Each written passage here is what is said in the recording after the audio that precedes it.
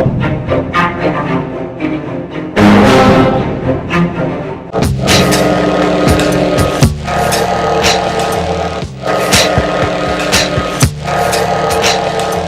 is Brian, Screenfiles.com and review. 1979's Phantasm, directed by Don Coscarelli, is for me one of the seminal horror films of the genre.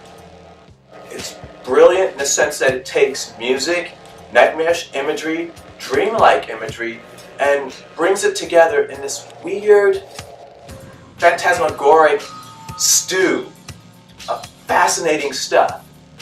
Now keep in mind, Phantasm, the original, was made in 1979, so its effects are all practical and they're so great. Some are a little cheesy, but at the same time, we're talking about a dream environment, so that works. You don't need exact realism in a dream environment.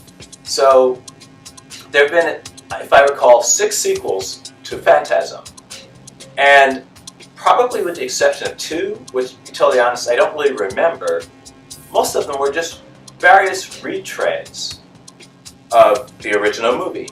And unfortunately, not terribly good retreads of the original movie. It's almost as if, with Phantasm, Coscarelli caught lightning in a bottle, and he had no real ideas how to finish this movie, even how to follow up the original movie. So I don't quite know what to make of the sequels, but I've always had a special place in my heart for them. So when Phantasm Ravager came out about 2 years ago, I really wanted to see that movie. Got distracted, other things happened. I don't think it had a theatrical release and went directly to DVD. It went directly to streaming.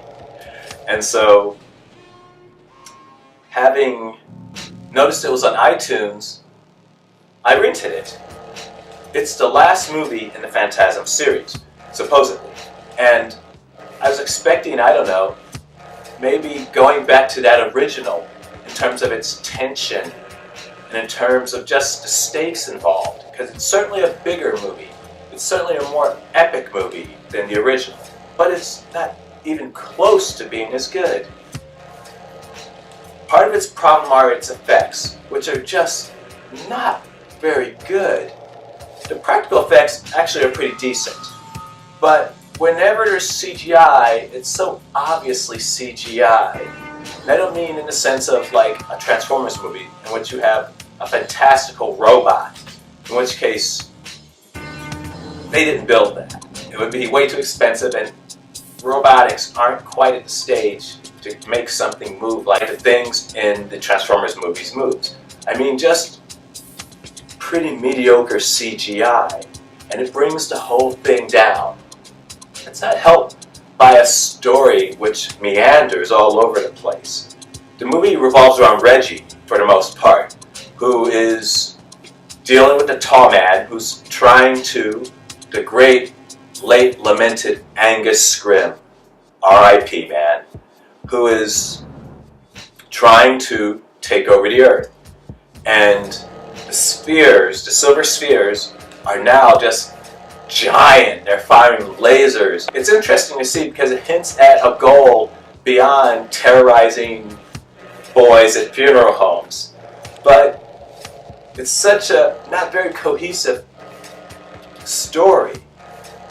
Reggie is slipping in and out of time and learning more about the man who became the tall man, while in other time periods facing off against the tall man.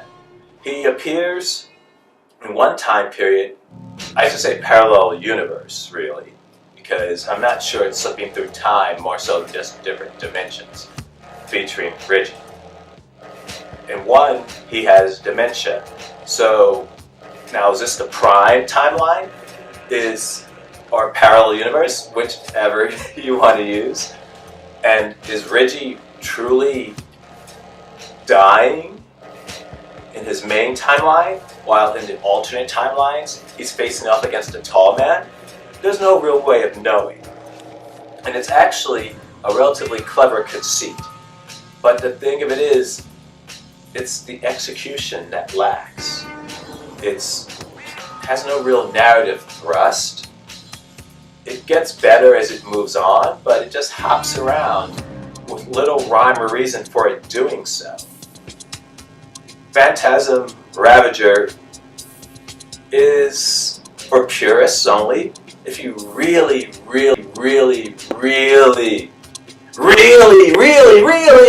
love Phantasm, you might want to see this just to complete the set.